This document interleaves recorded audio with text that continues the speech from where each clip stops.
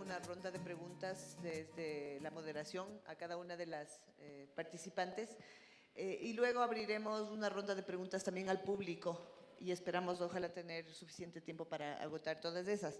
Vamos a empezar entonces con preguntándole a Lucía, dentro del interesantísimo tema que planteó y del estudio realizado por ONU Mujeres en relación a la participación de las mujeres en la actividad del turismo. ¿Cuáles crees tú que deberían ser las políticas que desde el sector, más bien en el sector turístico, se deberían activar para lograr la efectiva igualdad salarial entre mujeres y hombres y también asegurar la igualdad de distribución en los ingresos, sobre todo en los puestos ejecutivos, aunque no solamente en ellos, ¿no? En todos aquellos puestos donde hombres y mujeres trabajen? Lucía, por favor. Tal cual como había planteado en la intervención, es absolutamente necesario promover la participación de las mujeres en los puestos, por ejemplo, en el caso de las empresas de turismo, en los puestos más ejecutivos y directivos. Una cosa que nosotras propondríamos, y yo creo que todas y todos ustedes están familiarizados con el tema del sistema de cuotas en todo lo que se refiere, por ejemplo, al campo político, ¿no? Lo que en otras palabras son las medidas positivas para acciones positivas para mejorar la participación de las mujeres. En el caso político se han planteado cuotas, lo mismo se propondría para el caso de la participación de las mujeres en la empresa del turismo, de tal manera que puedan ellas acceder de mejor manera a los puestos directivos. Esas serían medidas más en el sentido de cuotas, de acciones positivas. Pero hay otras que tienen que ver con medidas más estructurales y que es el hecho de apoyar a que las mujeres puedan superar las barreras y acceder a servicios, a información, es decir, que ellas puedan tener las mismas oportunidades que tienen los hombres para tener la posibilidad de mejorar sus ingresos, pero ojo, ahí hay que tener muy en cuenta de no cargarlas con el tema de más tareas, de más responsabilidades y sobre todo que no son remuneradas. Entonces, en ese sentido, yo creo que necesitamos en todos los países del mundo, y en el caso del Ecuador, obviamente, pensar más en la necesidad de sociedades más equitativas, de sociedades que brinden igualdad de oportunidades a las mujeres. Quisiera preguntarle a Cintia, dentro de la explicación que ella nos hizo y este interesantísimo programa donde se ve claramente la alianza entre Estado, empresa privada y comunidades locales, ¿cuál es la importancia que tienen en experiencias como esa, que tienen los programas de educación y capacitación en turismo y a los distintos actores de la actividad turística, y cuál es el rol del Estado en esos programas de capacitación?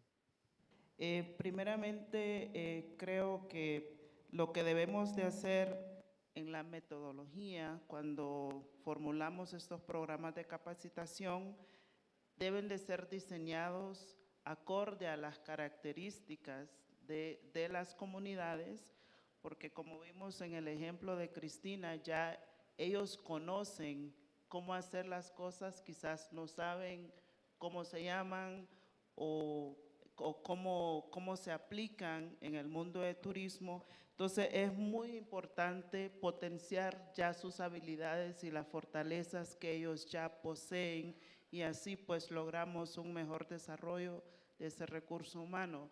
De igual manera, el turismo pues es una actividad con el principal actor, que es el sector privado. El gobierno también debe trabajar muy de la mano del sector privado para identificar cuáles son las verdaderas necesidades que demanda el sector turístico. Muchas gracias. A Tamara quisiera hacerle una pregunta, pero antes de hacerle la pregunta, sí quiero dar la oportunidad de que se pase el video correcto, porque el video que se planteó cuando ella terminó su intervención no era el adecuado y por eso hubo ese corte abrupto al video. Así que quiero darnos la oportunidad de mirar un video sobre explotación sexual, prevención de la explotación sexual, niños y adolescentes, que dura apenas 30 segundos, antes de hacerle la pregunta a ella. Por favor. Miran sus maravillosos paisajes, disfrutan de los atractivos de sus mares y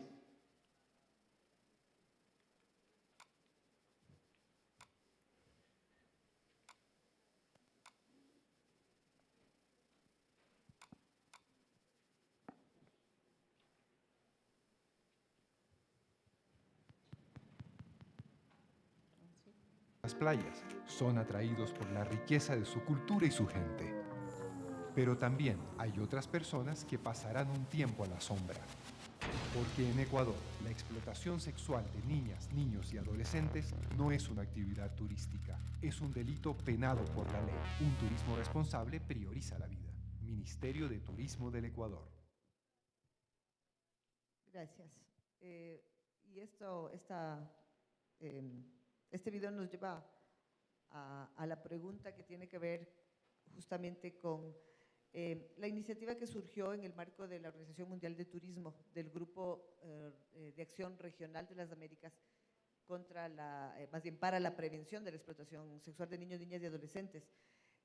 Quisiera que nos comentes, Tamara, qué avances ha habido al respecto y que han sido posibles de percibir efectivamente como resultado de el Grupo de Acción Regional de las Américas y las acciones que se han podido implementar en ese marco. Y también sería bueno conocer qué nos falta por hacer, seguramente mucho, pero desde tu experiencia y tu trabajo probablemente nos puedes también iluminar un poco sobre qué nos falta todavía por hacer.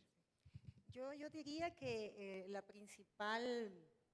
eje principal de la dinámica que se logra con el GARA es el asumir que desde un ministerio del sector productivo, como distante a estos temas de derechos de niñez, adolescencia, de protección, asume su rol. Yo diría que ese es, a mi juicio, lo que resaltaría en primer lugar. De ahí a las acciones se han hecho un sinnúmero de acciones. Por ejemplo, hay un proceso en el que el Ministerio de Turismo interviene directamente en el plan de trata, con acciones concretas de sensibilización y capacitación. En este momento se está llevando a cabo un proceso de capacitación al 100% de las empresas turísticas en el Ecuador.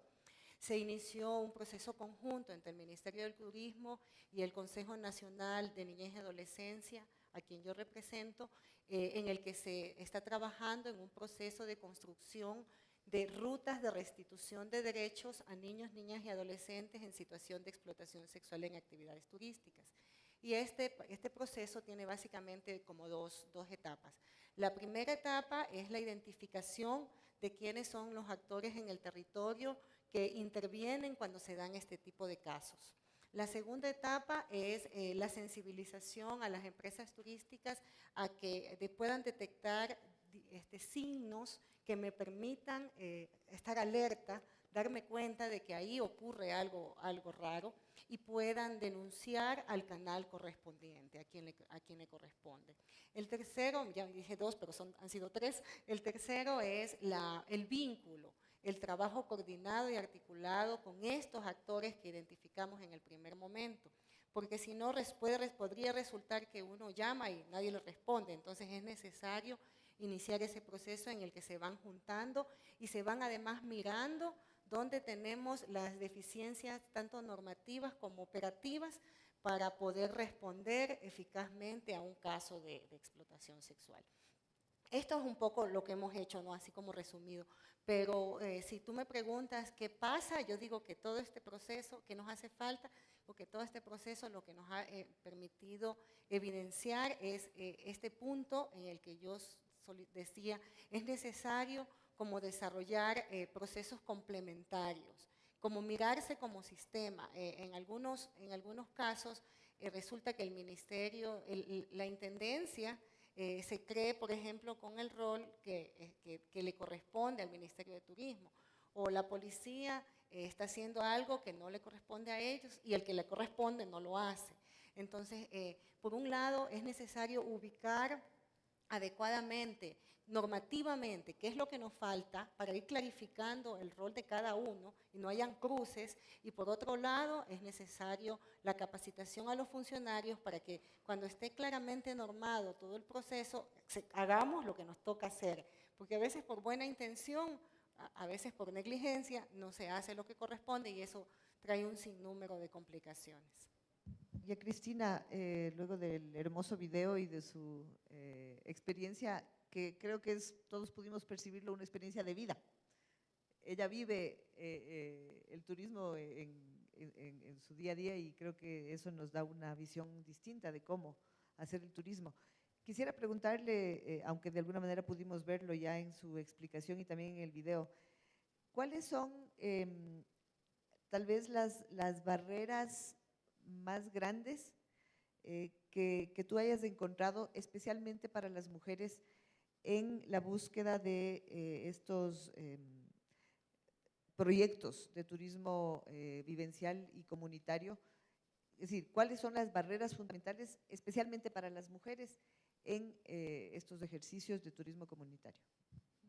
Bueno, no quiero llorar, no pensé que iba a haber preguntas, pero las principales barreras que yo he encontrado son muchos obstáculos, más que todo el machismo del hombre, también de algunas autoridades, la envidia, como alguien dijo ayer en la exposición, voy empujando piedras, haciendo el camino. Siempre yo por eso, aquí están los ministros, las grandes autoridades, las directoras de turismo, apóyenle, denle fuerza a las organizaciones. Cuando la hora que yo me desanimaba, decidí ya no trabajar, yo decía, basta, ya no quiero saber nada, y tantos problemas que mi esposo también me decía, Cristina, por Dios que ya no entiendes que esto no va a funcionar y la gente nos dice que estamos locos, porque no vamos a poder trabajar. Y entonces,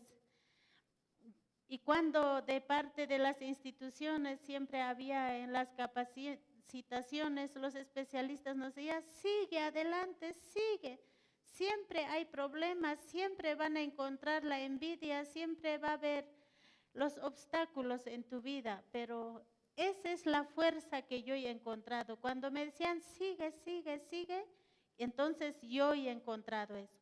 La otra barrera era también, no tenía suficiente economía para invertir. Entonces siempre mis hijos decían, mamá, esa moneda, ¿por qué no compras siquiera un pan para nosotros? ¿Por qué a esa maldita máquina de monedero para llamar el teléfono tienes que meterlo ahí? Entonces, ahora les digo a mis hijos, ahí está el resultado, ahora trabajen, recuperen las monedas que he puesto en ahí. Entonces, ellos dicen, no, están felices, ahora ya trabajan.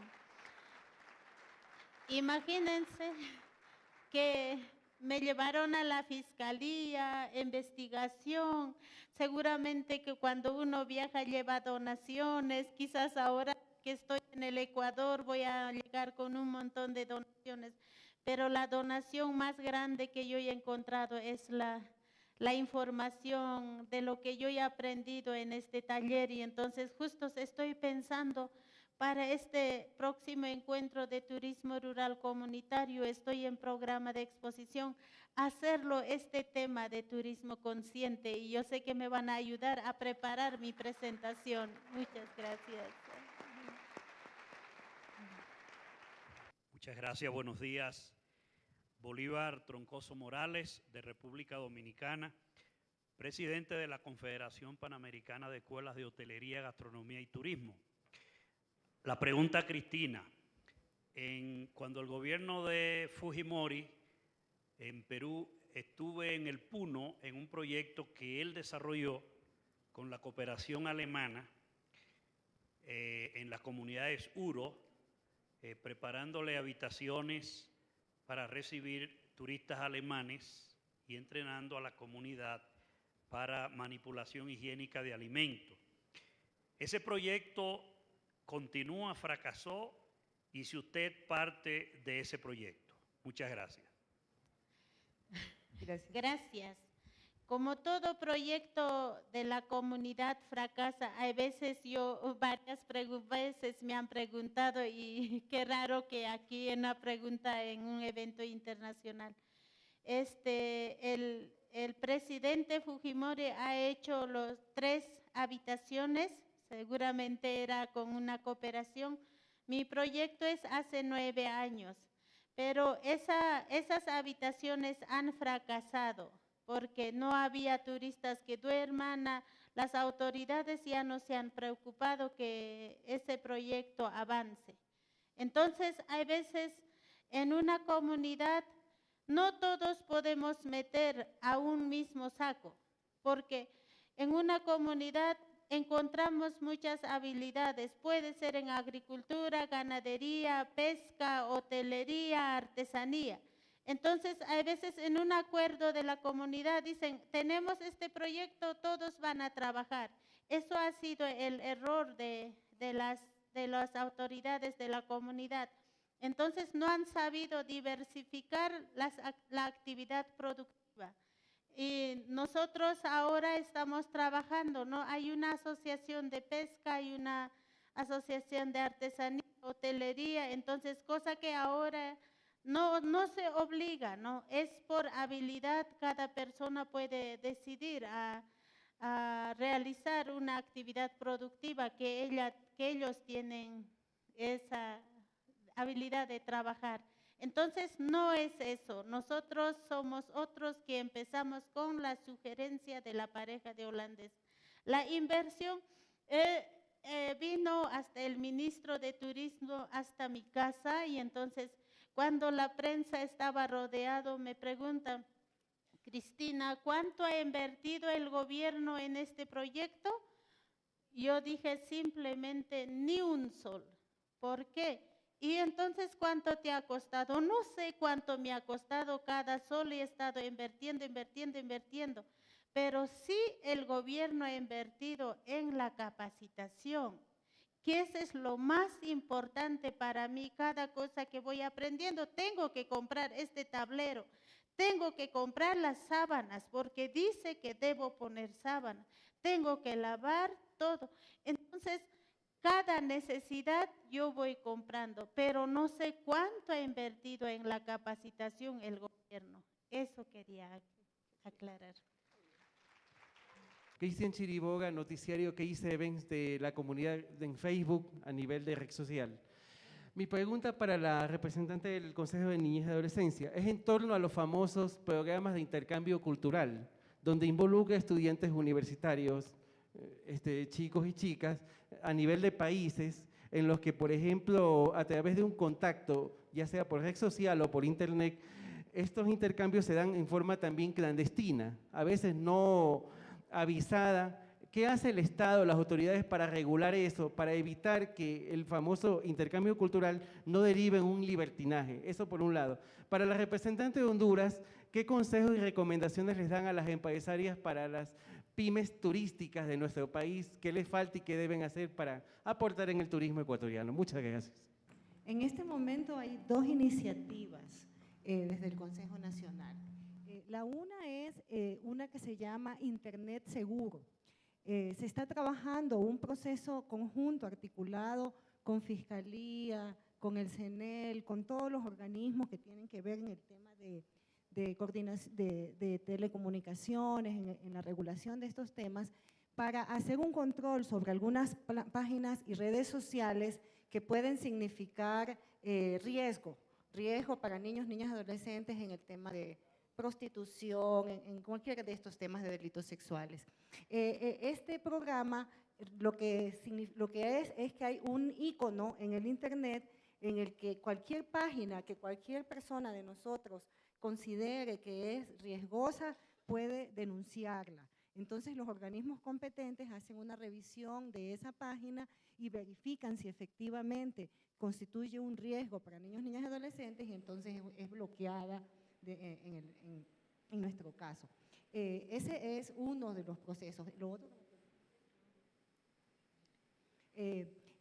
otro aspecto que es importante es la regulación a los medios, algunos programas que sean atentatorios a los derechos de los niños en radio y televisión.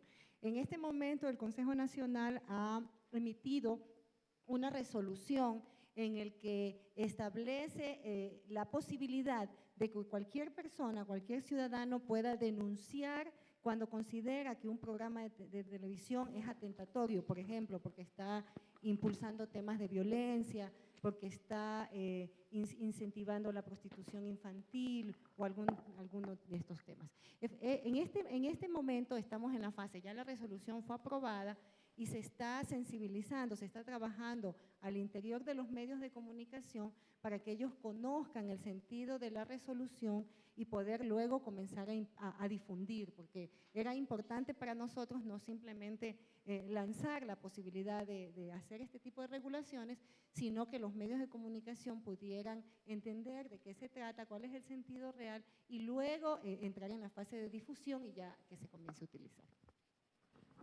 Creo que antes que nada deben ser emprendedores, ver a sus alrededores y identificar los vacíos que existen en los servicios turísticos, capacitarse, aprender lo más que puedan sobre el rubro en que deciden incursionar o en el cual ya están incursionados, sea artesanía, sea servicios de guías turísticas, y también buscar la manera de promocionar efectivamente sus productos, ya sea a través del capital social, las redes sociales, y también buscar ese encadenamiento con las empresas turísticas, como bien podría ser una empresa de artesanía, ofrecer sus productos en una cadena hotelera como es el Marriott o cualquier otra empresa turística. Muchas gracias. Gracias. Muy buenos días, mi nombre es Jacqueline Morocho, soy presidenta de la Red de Mujeres de Santo Domingo de los Áchilas. Una pregunta para Lucía en el tema de ONU Mujeres. Lucía, ¿es cierto? Hola. ¿Es cierto que la falta de empleo que tienen las mujeres en el tema de turismo y bueno, y a nivel de otros sectores? Pero ¿qué pasa con el tema, qué programas tiene la ONU Mujeres en el tema de violencia y discriminación que existen ya en los trabajos de las empresas públicas y privadas?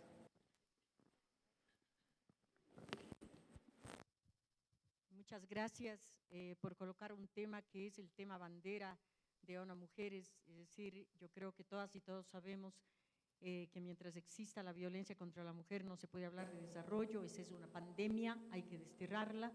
Y de hecho también Tamara se ha estado refiriendo en el marco del tema que ella colocó también al tema de violencia, porque efectivamente explotación sexual es eso también, ¿no? Es atentar contra los derechos básicos de las personas. El tema de violencia en las empresas es un tema que se está considerando. Nosotras no lo hemos trabajado específicamente en el contexto del turismo. Y ni en el contexto de las empresas, pero el tema de la responsabilidad social es un tema que se va a tocar en ONU Mujeres. De hecho, yo no tuve la oportunidad en la exposición de hablarles sobre los 7 principios que ONU Mujeres tiene para la responsabilidad social con la intervención de las empresas. Entonces, ese es un tema que sí lo vamos a trabajar, que se lo está mirando a nivel global, y que nuestra directora ejecutiva Michelle Bachelet ha firmado ya varios convenios con varias instituciones para llevar adelante y trabajar el tema. Hay, debo decir con mucha satisfacción, en el trabajo que ya se ha hecho sobre los sellos de equidad de género con las empresas, entre las que también participan empresas hoteleras, empresas de turismo, hay muchísima sensibilidad y mucha disposición para trabajar el tema. Han entendido que el tema de la violencia es un tema que forma parte del tratamiento integral que se hace hacia las mujeres y que en las empresas tiene que dársele prioridad. Entonces, allí entra no solamente el tema de la información, el tema de la capacitación, el tema de los intercambios de experiencias, es el tema de tener campañas fuertes de prevención para evitar que se dé justamente el tema de la violencia. Entonces, nosotras estaremos trabajando más adelante, no lo hemos trabajado hasta este momento, y me da mucha pena no poder darte datos sobre la pregunta que colocas, porque efectivamente hemos trabajado el tema de la violencia muchísimo, pero no en el ámbito empresarial. Simplemente a modo de intentar algunas conclusiones de esta mañana de trabajo, básicamente lo que buscábamos con este foro era hablar de la temática del turismo como promotor de los derechos humanos y especialmente los mecanismos que a través del turismo existen para la inclusión social, especialmente de los sectores tradicionalmente discriminados como niños, niñas, adolescentes, mujeres, pueblos indígenas y campesinos. Así, en el ámbito de la igualdad del género y del empoderamiento económico de la mujer en el sector turismo, creo que ha quedado claro la necesidad de desarrollar programas, creo que en todos los temas. Creo que el tema de capacitación es fundamental y en el caso de las mujeres, el hecho de facilitarles también el acceso al crédito, el acceso a recursos financieros, darles asimismo la protección legal que requieren y apoyar de manera especial a las microempresarias, que creo que ha quedado demostrado el buen manejo de las actividades empresariales hechas por mujeres y de manera especial de las microempresarias. Y además con una capacidad de multiplicación muy efectiva de esas actividades. Y por ende también es indispensable la promoción del liderazgo de las mujeres en todos los niveles en el sector turístico. En relación a la protección de la infancia, creo que también ha quedado bastante clara la importancia que tiene el involucramiento de todos los actores de la sociedad, sea el Estado, la empresa privada, el propio turista, en la prevención de cualquier forma de explotación sexual comercial de niños, niñas y adolescentes. Para ello, como nos ha indicado Tamara, es indispensable el endurecimiento, si se quiere, de primero la normatividad, es decir, que existan normas claras en relación a este tema y luego la necesidad de que esas normas sean aplicadas, inclusive eventualmente con la necesidad de endurecer las penas en el caso de que esté ya establecido en la norma esto como un delito. También la indispensable cooperación y coordinación que tiene que existir a nivel nacional interno, ya que hay muchos actores del Estado que están involucrados en el tema de explotación sexual comercial de niños, niñas y adolescentes por su vínculo estrecho con el tema de trata y por eso la importancia de la coordinación interinstitucional a nivel de cada uno de los países y también a nivel regional, y en esa medida la iniciativa del GARA, de la OMT, debería tener una fuerza tal vez mayor y nos toca trabajar en ese ámbito con mayor fuerza tal vez. En relación a la participación de las comunidades indígenas y comunidades locales en las actividades turísticas, queremos, y como conclusión, que una vez más el tema de la capacitación es fundamental. Tanto Cristina como Cintia hablaron de la importancia de la capacitación a los actores locales. Sin embargo, creo que también hay que resaltar el hecho de que es necesario planificar adecuadamente el desarrollo de la actividad de turismo comunitario, pero también resaltar la importancia de que no tiene que ser modelos impuestos desde el Estado, sino surgidos desde la propia iniciativa comunitaria. Creo que he tratado, seguramente no he resumido todo lo que se ha dicho, que ha sido mucho y muy interesante, pero a manera de iniciales conclusiones es lo que quería decir. Gracias a todos, gracias sobre todo a nuestras panelistas, cada una de ellas se ha lucido en su presentación y en su exposición sobre los temas que tanto conocen, y gracias por compartir con nosotros este día. Gracias también a todos ustedes.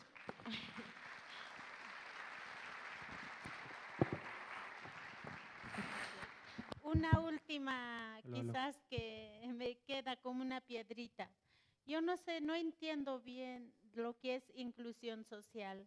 Quizás muchos piensan que inclusión social, como yo no, lo que siento, voy a decir, ¿no?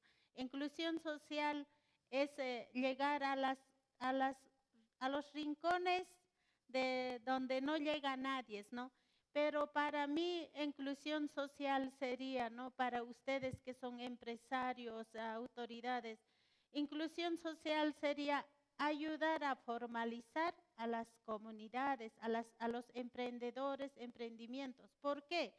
porque, digamos, hay convocatorias, hablando de los hoteles, hay convocatorias diciendo, no, a los productores tráiganme queso, tráiganme fruta, tráiganme mejores papas. Entonces, al ver que uno no está formalizado, no tiene factura, no tiene boleta, nunca puede vender. Entonces, porque esas son las reglas de un empresario, ¿verdad? Entonces, esa parte tendría que trabajar el gobierno, ¿no? Ayudar a las comunidades a que se formalicen. Eso sería para mí inclusión social. Las comunidades participen en las licitaciones, los emprendimientos participen. Por ejemplo, a mí que me soliciten, hagamos un evento en tu islita, pero de todos los servicios me das factura. Yo encantada lo haría, ¿no? Eso es lo que, digamos, a mí me dicen, no, hacemos un fam trip, pero ¿tienes factura? Yo sí, tengo factura. Entonces, me gustaría que las comunidades lo trabajen, ¿no? Esa parte. A veces, como decía la hermana, y entonces lo vemos como algo negativo, aunque yo he pasado esa experiencia, pero ahora con más, ¿no? Más ganas tengo que formalizar esa sugerencia yo.